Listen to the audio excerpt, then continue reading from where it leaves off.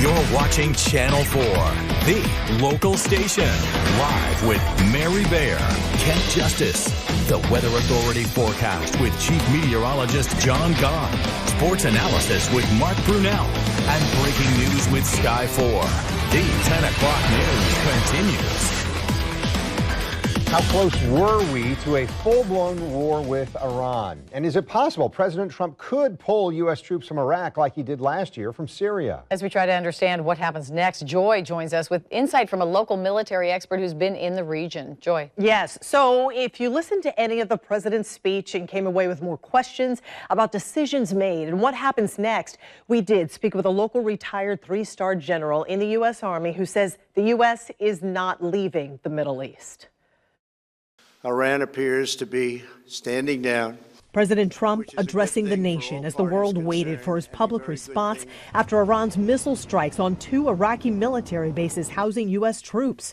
Iran's response to Mr. Trump's order to kill Iran's top military leader, Qasem Soleimani. By removing Soleimani, we have sent a powerful message to terrorists.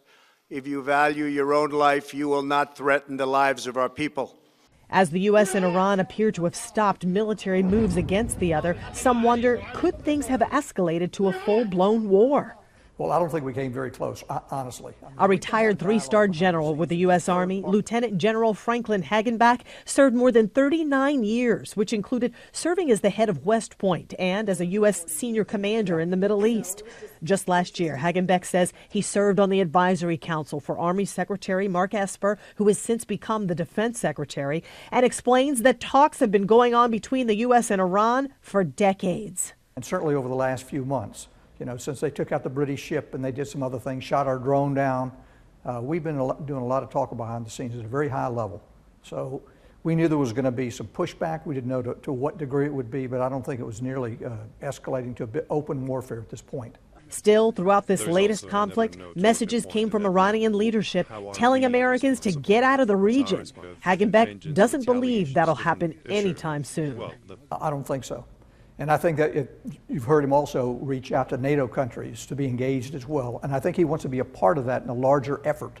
I don't think he wants to expand our military footprint in the Mideast, but I don't think he's going to stand down in the near term.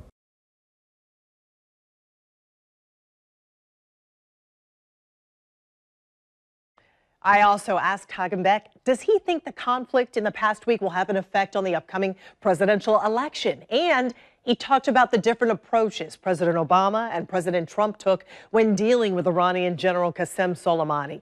We are working to get my full 10-minute interview with the retired Lieutenant General online for you right now, so look for it inside this story on the homepage of news4jax.com.